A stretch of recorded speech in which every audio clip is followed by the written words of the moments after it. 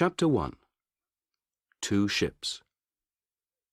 The race began in the summer of 1910. On June 1st, in London, a black ship, the Terra Nova, went down the River Thames to the sea. Thousands of people stood by the river to watch it. They were all excited and happy. On the Terra Nova, Captain Robert Falcon Scott smiled quietly. It was a very important day for him. He was a strong man, not very tall, in the blue clothes of a captain. He was 41 years old, but he had a young face, like a boy. His eyes were dark and quiet. One man on the ship, Titus Oates, smiled at Scott. "What an exciting day, Captain," he said. "Look at those people. I feel like an important man." Scott laughed. "You are important, Titus," he said. "And you're going to be famous, too.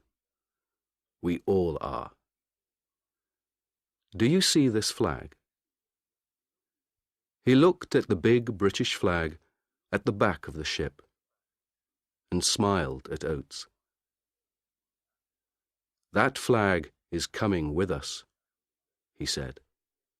"In the Antarctic, I'm going to carry it under my clothes. We're going to be the first men at the South Pole, and that flag is going to be first, too." 5 days later, on June 6th, a man opened the door of his wooden house in Norway. He was a tall man with a long face. He waited outside the house for a minute. Everything was very quiet. He could see no houses, only mountains, trees, and water. It was nearly dark. The sky was black over the mountains. The man smiled and walked quickly away from the house, down to the sea. In the water, a big wooden ship waited for him. The man got onto the ship and talked and laughed quietly with his friends. The ship's name was Fram, and the man was Roald Amundsen. The Fram was the most beautiful ship on earth, Amundsen thought. His friends were the best skiers on earth, too. One of them, Olaf Bjaaland, smiled at him. "North Pole, here we come, Captain," he said. "Yes," Amundsen said. His friends could not see his face in the dark. "Fram is going to the Arctic." Everyone on the Fram was ready to go to the North Pole, to the Arctic. Amundsen wanted to go there too. But first, he wanted to go south. His friends didn't know that. At midnight, on June 6th, the Fram moved quietly away from Amundsen's house, out to sea. Chapter 2. The Race. The Fram went to an island in the south of Norway.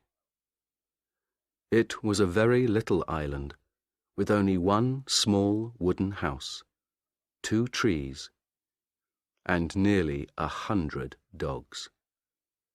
"Look at that," Bjaaland said. "It's an island of dogs.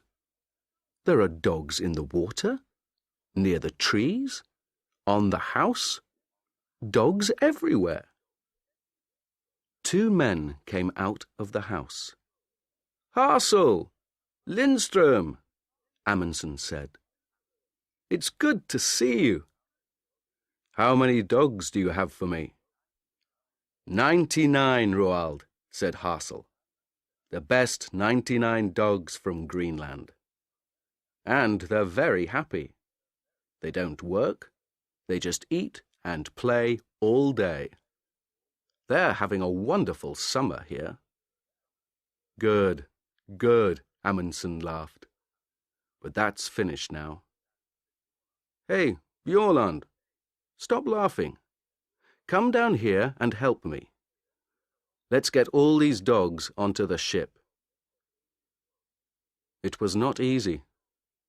The dogs were fat and strong, and they didn't want to go on the ship.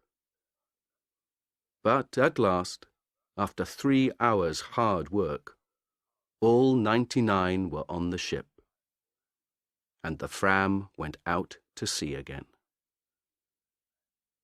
The men were not happy. The weather was bad, the dogs were dirty, and some of the men were ill. They began to ask questions. "Why are we bringing dogs with us?" asked one man, Johansson. "We're going thousands of kilometers south, past Cape Horn, and then north to Alaska.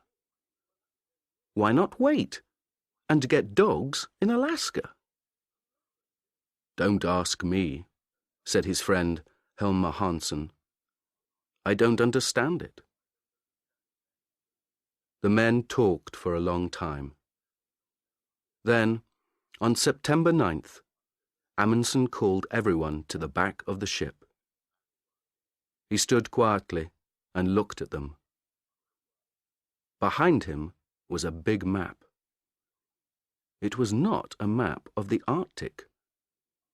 It was a map of Antarctica.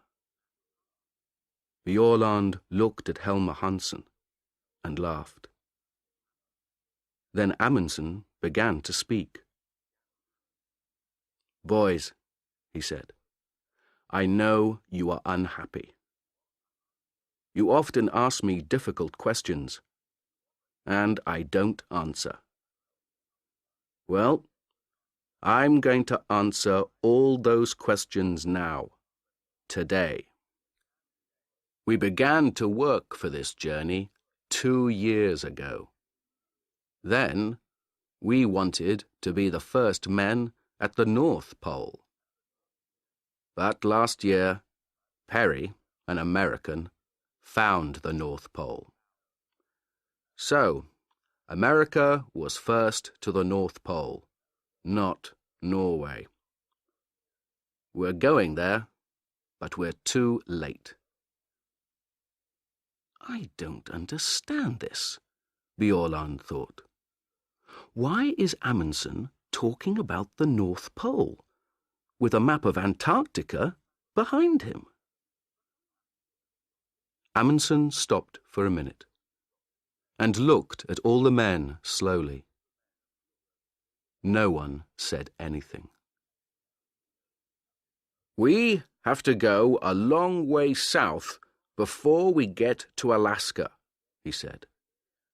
"Very near Antarctica, you know. And Captain Scott, the Englishman, is going to the South Pole this year. He wants to put his British flag there.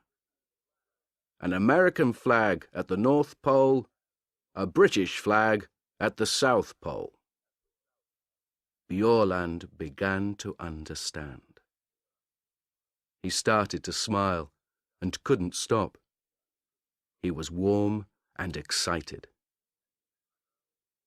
"Well, boys," Amundsen said slowly, Do we want the British to put their flag at the South Pole first? How fast can we travel? We have a lot of dogs, and some of the most wonderful skiers on earth.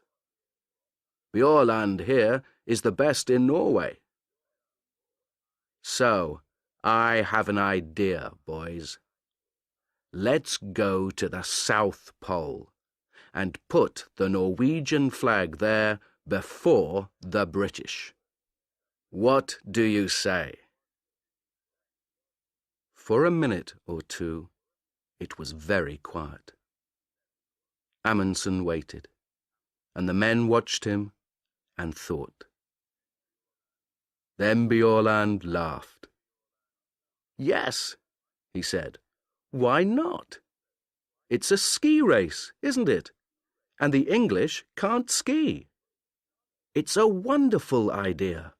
Of course. Let's go. Chapter 3. The Ponies. On October 27th, the Terra Nova arrived in Wellington, New Zealand. When Scott came off the ship, a newspaper man walked up to him. Captain Scott, can I talk to you, please? He said. Scott stopped and smiled. Yes, of course, he said. What do you want to know? Are you going to win? The man asked. Win? Scott asked. Win what? Win the race to the South Pole, of course, the newspaper man said. It's a race between you and Amundsen now. Look at this. He gave a newspaper to Scott. Scott looked at it. It said, Fram races Scott to South Pole. We're going to win, says Amundsen. Scott's face went white. Give me that, he said. He took the newspaper and read it carefully. The newspaper man watched him and waited. Well, Captain Scott, he said at last, who's going to win this race? Tell me that. Scott looked at him angrily. This is stupid, he said. It's not a race. I came here to learn about the Antarctic. I'm not interested in Amundsen or in races. Then he walked back onto his ship, with the newspaper in his hand. Later that day, he talked to his men. He gave them the newspaper and laughed. It doesn't matter, he said. We're in front of Amundsen, and we have more men and more money. He has only 8 men and a lot of dogs.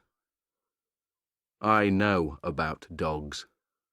They don't work in the Antarctic. We have 16 men and the new motor sledges.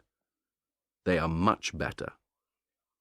And tomorrow the ponies are coming. We need ponies, motor sledges, and good, strong British men. That's all. Forget about Amundsen. He's not important. Scott asked Oates to look after the ponies, but he did not let Oates buy them. When Oates first saw the ponies in New Zealand, he was very unhappy. Most of the ponies were old, and some of them were ill. They're beautiful ponies, Titus, Scott said. They come from China. They're wonderful ponies.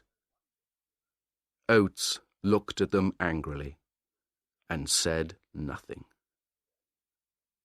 Then he asked, "Where is their food, Captain?"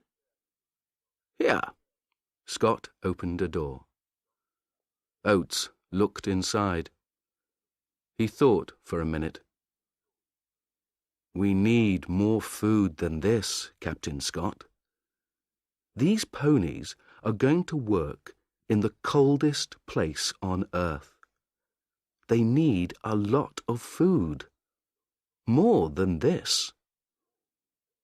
Scott smiled quietly.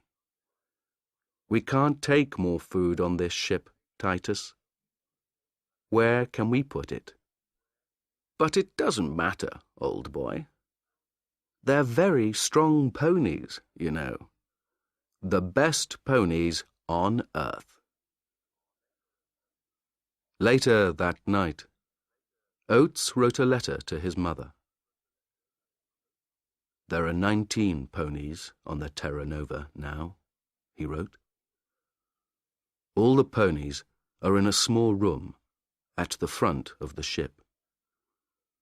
We eat our food in the room under the ponies, so our table is often wet and dirty."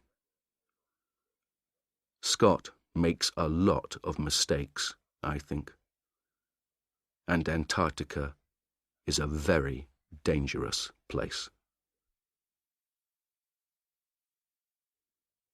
Chapter 4.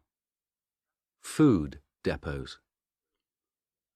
The two ships, Terra Nova and Fram, arrived in Antarctica in January 1911, at the end of summer.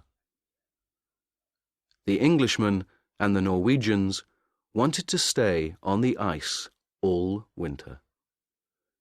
They wanted to be ready to go to the South Pole at the beginning of the next Antarctic summer.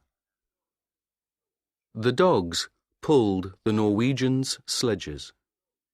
They ran quickly over the snow and pulled the big sledges from the ship onto the ice. The men ran beside them on skis. They put a big wooden house on the ice. The house was full of food and skis and sledges. They called it Framheim.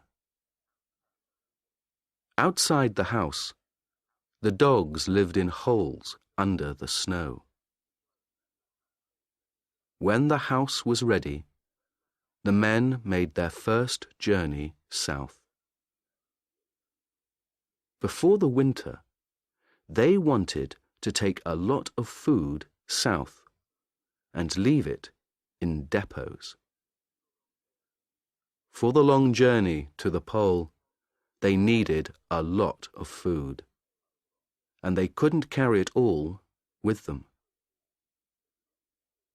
On February 10th, 5 men, 3 sledges, 18 dogs, and half a ton of food left Framheim and went south. It was easy.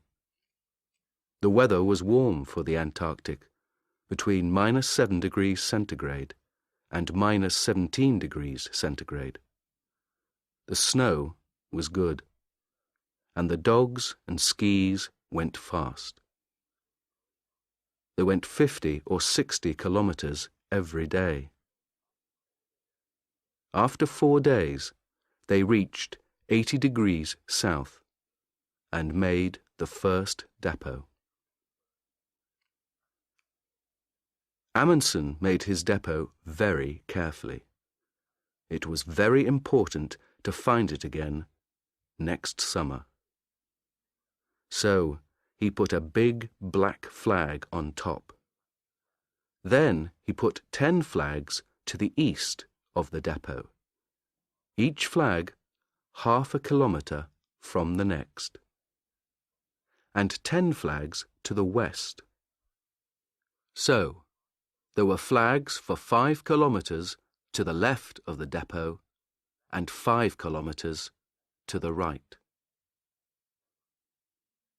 Then they went back to Framheim and took some more food south. This time to 82 degrees south. This time it was harder. The temperature was sometimes -40 degrees centigrade, and there were strong winds with a lot of snow. The dogs and men were very tired, and the tents and boots were bad. At the second depot, they put out 60 flags to help them find it again. They came back to Framheim on March 23rd. It was nearly winter in the Antarctic. Their ship, Fram, was far away now, near South America. They were alone on the ice. Oates went with Scott to make the first British depot. They left Cape Evans on January 25th. There were 13 men, 8 ponies, and 26 dogs. The dogs were faster than the ponies. They ran quickly over the top of the snow, but the ponies' feet went through it. Every morning, the ponies started first, and the dogs started 2 hours later, because they ran faster. At night, the dogs made warm holes under the snow, but the ponies stood on top of the snow. It was -20 degrees centigrade. After 15 days, Oates talked to Scott. There was a strong wind, and the 2 men's faces were white with snow. "3 of the ponies are ill, Captain," Oates said. "They can't go on." "Don't be stupid, Oates," Scott answered. "They're good, strong animals. The best ponies on earth." "Not these 3, Oates said. "They're ill and unhappy, and now they can't walk.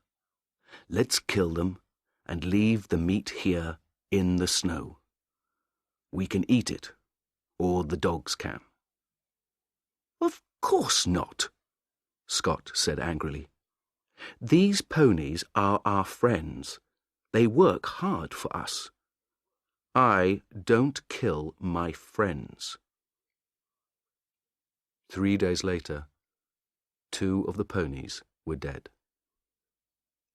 Scott's men were slower than Amundsen's. It took them 24 days to get to 80 degrees south. They made a big depot there and put 1 large black flag on top of it.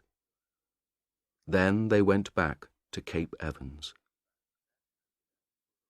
Their camp was on an island in the ice, and the sea ice moved sometimes. There were holes in the ice and black seawater under it.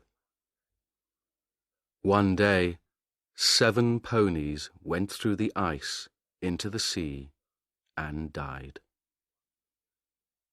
1 motor sledge also went into the sea. Chapter 5. A long, cold winter. It was dark for 4 months. Outside the wooden house at Framheim, it was often -60 degrees centigrade.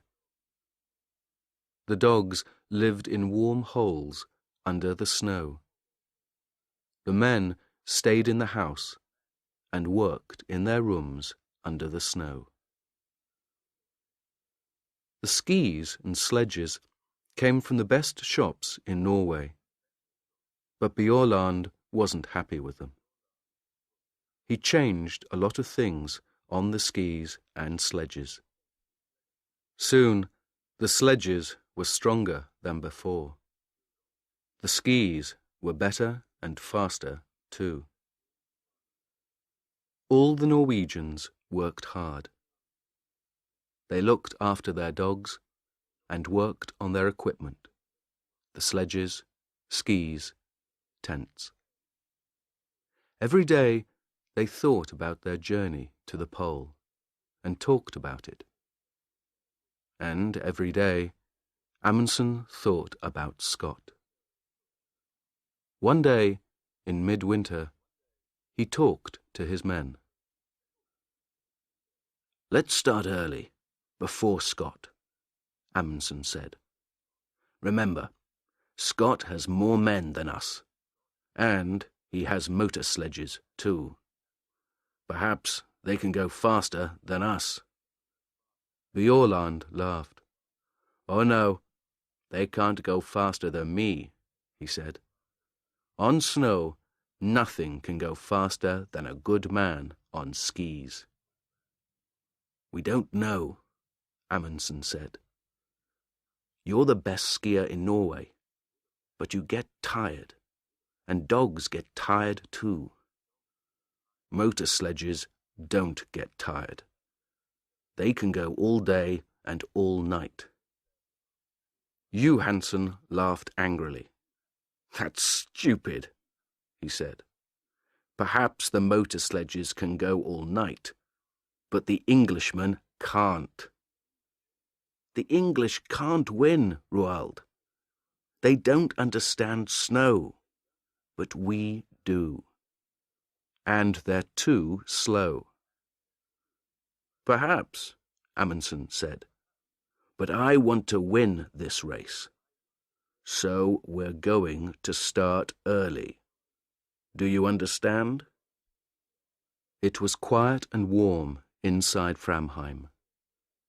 Bjaaland looked at Amundsen and thought about the long, cold journey in front of him. He thought about the dogs in their holes under the snow and listened to the wind over the house. "When, Roald?" he said quietly. "On August 24th. The sun comes back on that day. We start then." "But we can't," Johansen said. He looked angry and unhappy. "That's too early. We can't start then. It's dangerous and stupid." Amundsen looked at Johansen coldly. "You're wrong, Johansen," he said. "We want to win, remember? So we start on August 24th. Bjaaland listened to the winter wind outside. In Scott's camp at Cape Evans, no one talked about Amundsen, and no one worked hard. They had good food, and they played football on the snow. They wrote a newspaper, the South Polar Times, and read books. No one learnt to ski, no one worked on the motor sledges. Twice, men went for long journeys across the snow. They walked and pulled the sledges themselves. Oates stayed at Cape Evans and looked after his ponies. Over the window in Cape Evans, Scott put a map of Antarctica. With a pen, he made a line from Cape Evans to the South Pole, and he put a little British flag at the pole. Under the map, Scott wrote the day for the start of their journey. "We start on November 3rd, he wrote. Chapter 6. A Bad Start. On August 23rd, the Norwegian sledges were ready. They took them outside, and the dogs pulled them across the ice. The sun came up for half an hour, but it was too cold, -46°C. They could not travel in that weather. They went back to Framheim and waited. They waited 2 weeks, until September 8th. Then, with the temperature at -37°C, they started. They ran happily across the snow to the south. 8 men, 7 sledges, and 86 dogs. Only Lindström, the cook, stayed behind in Framheim. At first, everything went well. They went 28 kilometers on Saturday and 28 kilometers on Sunday. It was easy. Then, on Monday, the temperature went down to -56°C. There was white fog in front of their faces. They couldn't see anything. But they travelled 28 kilometers. That night, in their tents, they nearly died of cold. Next day, they stopped and made snow houses. Inside the snow houses, it was warm. But everyone was unhappy. "I told you, Roald," Johansen said. "Even September is too early. We can't travel in this cold. Do you want us to die? Let's go back and wait for better weather." Amundsen was very angry. He was angry with Johansen, but he was angry with himself too. He knew Johansen was right. "All right," he said slowly. "We can go on to the depot at 80° south, leave the food there, and then go back. We can't do more than that." It was 37 kilometers to the depot. The wind was in their faces all day. 2 dogs died on the way. At the depot, they did not stop. They put out the food and the flags, turned round, and went north. At last, the wind was behind them. The dogs ran quickly, and the men sat on the empty sledges. They went faster and faster. It was like a race. Amundsen was on Wisting's sledge, and soon he, Wisting, and Hansen were 3 or 4 kilometers in front.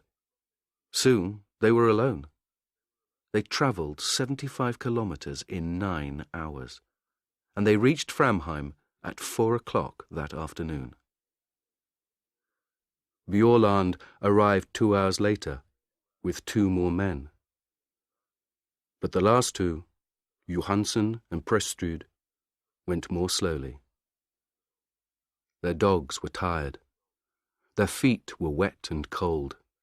They had no food, and they were alone in the dark. The temperature was -51°C.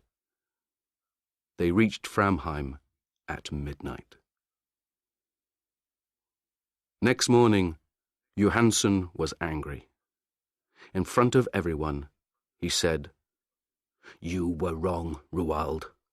September was too early. I told you, but you didn't listen. And then you left us alone, and we nearly died in the cold. You're a bad captain. I'm a better captain than you are."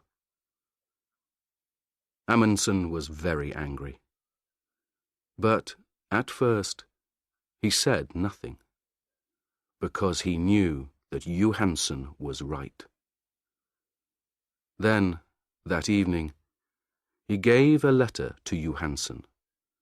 It said, You aren't coming to the pole with me.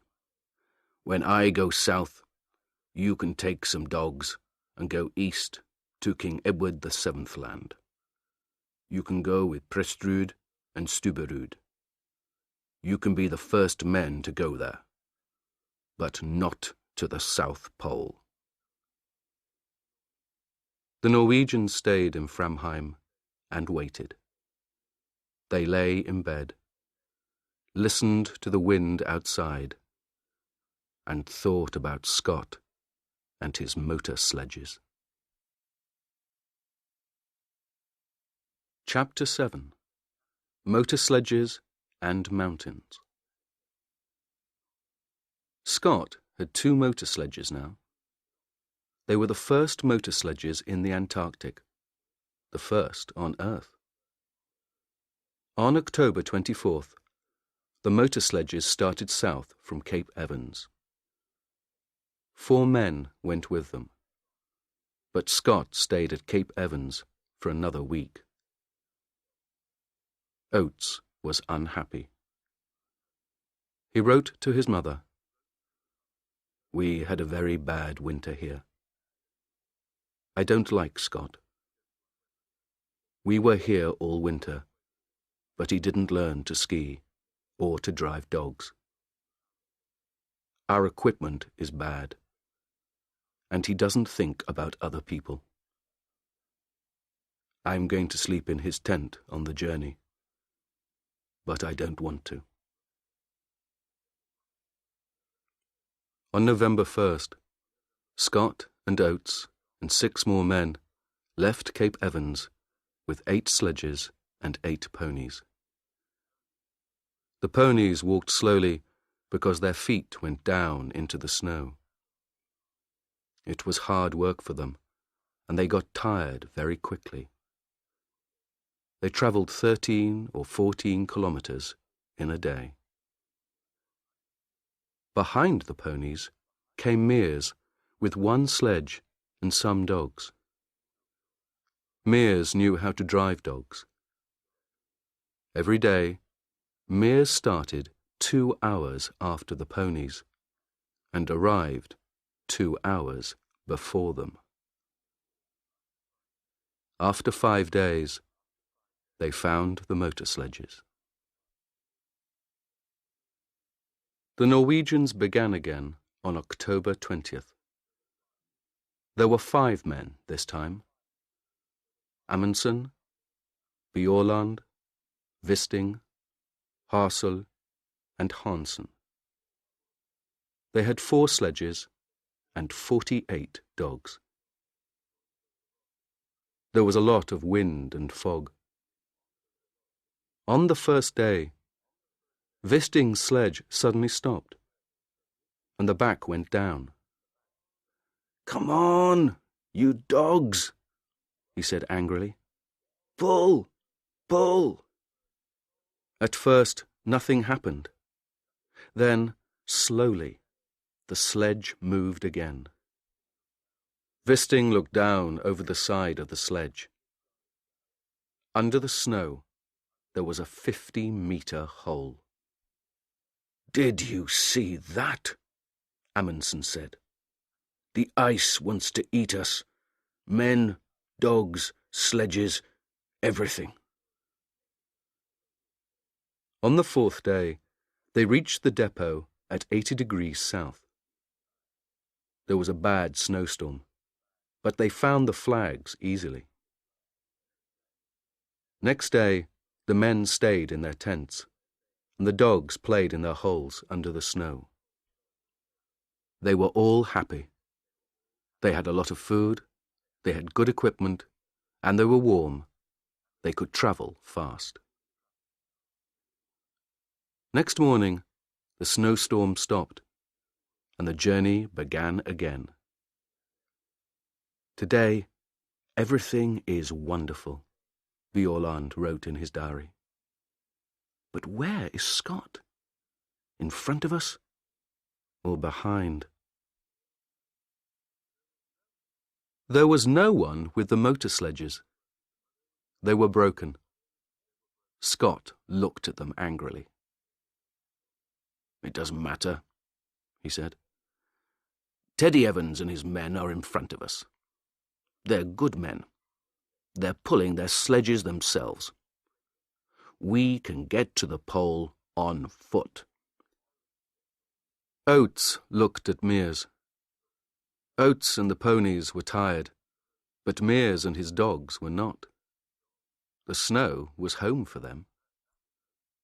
That night, Oates wrote, 3 motor sledges at £1,000 each. 19 ponies at £5 each. 32 dogs at £1.50 each. Well, it's not my money, it's Scott's. On November 21st, one of the ponies died. On November 11th, the Norwegians saw the mountains. The mountains were very high, some of the highest on earth. Bjaaland smiled. "There is good skiing up there, Roald," he said. "But can dogs get up there too?" "Of course they can," Amundsen said. "Come on." They left Hansen with the dogs and skied a little way up the mountains. It was difficult, but the mountains were big and beautiful. Behind the mountains, Amundsen thought there was a high plateau of ice. "That's it," Amundsen said. "That's the road to the pole. Tomorrow we can bring the dogs and sledges up here. But now, let's have a ski race. Who can get back to camp first?" They laughed and skied happily down the white snow. "This is like home," Bjaaland thought. "But it's bigger than Norway, and better." In the next 4 days, the dogs pulled the sledges 81 kilometers and went up 3,000 meters. At last, Amundsen and Bjaaland stood on the plateau behind the mountains.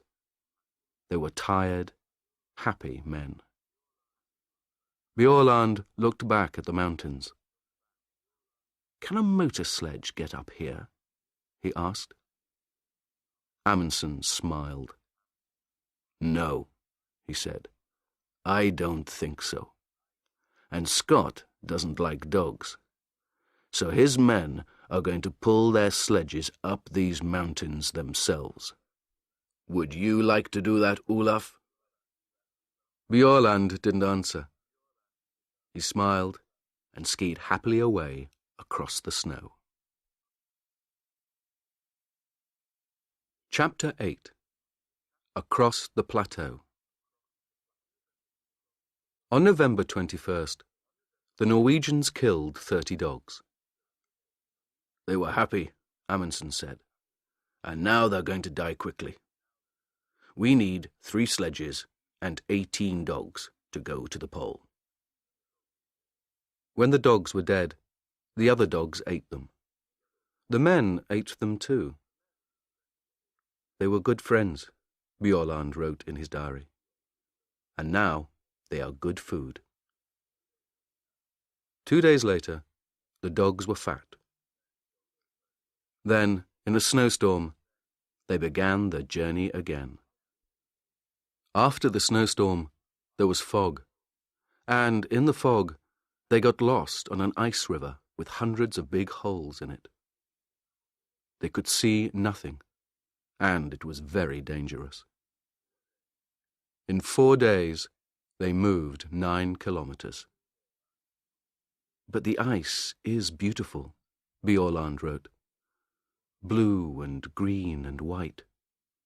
This is a wonderful place, but I don't want to stay a long time."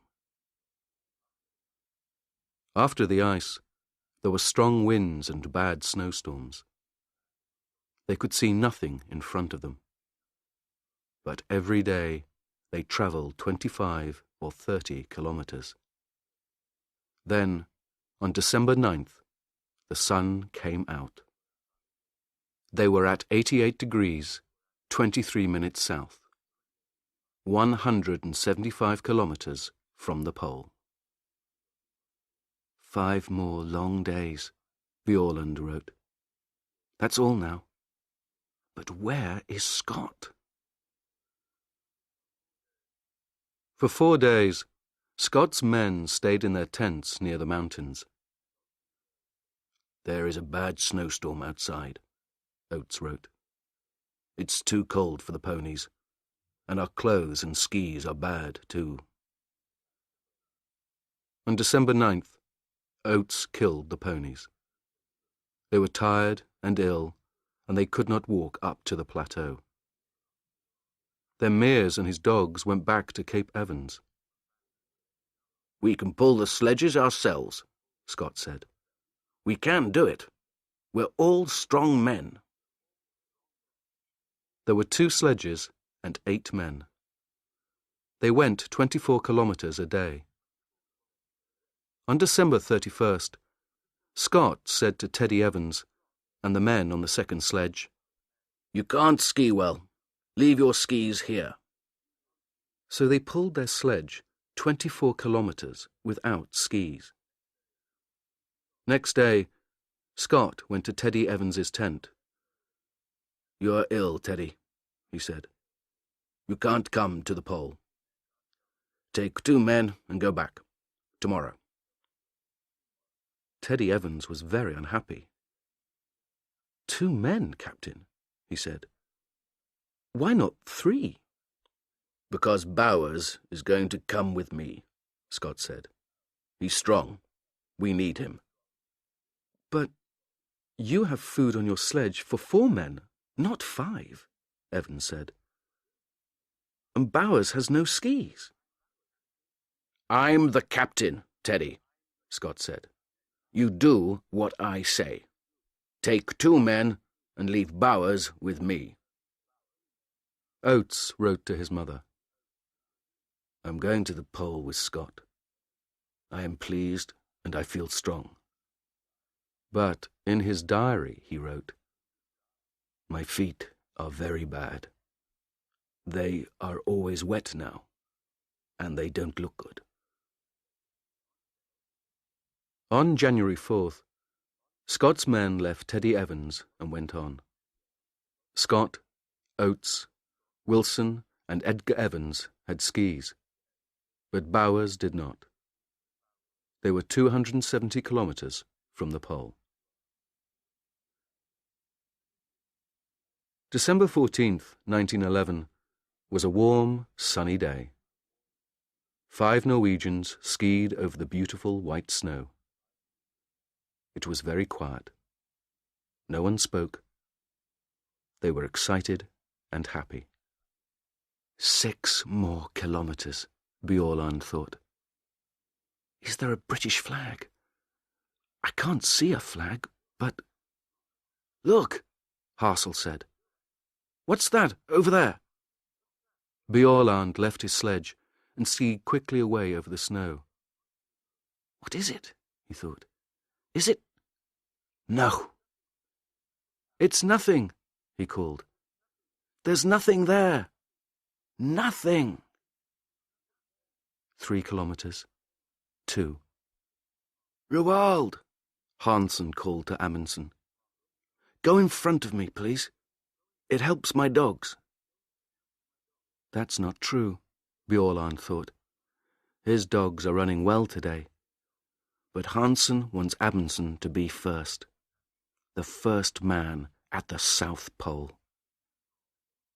They skied on and on, over the beautiful snow.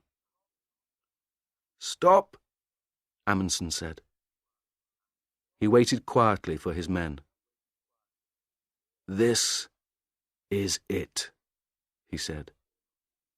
Bjaaland looked at him. But there's nothing here, he said. Amundsen smiled. Oh, yes, there is, he said. There's something very important here, Olaf. Very, very important. What's that, Roald? Us. We're here now. Isn't that important, Olaf? The 4 men stood on the snow and looked at him. Then, slowly, they all began to laugh. Chapter 9. The End of the Race. The Norwegians stayed 2 days at the pole. They left a tent there, with a Norwegian flag on it. Inside the tent, they left some food, a letter for the King of Norway, and a letter for Scott. They left some more black flags near the pole, and one 28 kilometers north. Then they skied away, back to the north. It's a beautiful day, Bjaaland wrote. The sun is warm, the snow is good. But the dogs run too quickly. I can't get in front of them. They found their depots easily. There were 10 between the pole and Framheim. Each depot had a lot of food. They laughed and skied quickly down the mountains. Often they skied 50 kilometers a day. On Friday, January 26th, 1912, they came back to Framheim. It was 4 o'clock in the morning. Inside the wooden house, Lindström, the cook, was asleep. Amundsen walked quietly to his bed. "Good morning, Lindström," he said. "Is our coffee ready?" The black flags waited at the pole. "What's that, Captain?" Bowers said. "Over there." "Where?" Scott asked. "What? Oh, my God." They all saw the small black flag in the snow, 2 kilometers in front of them.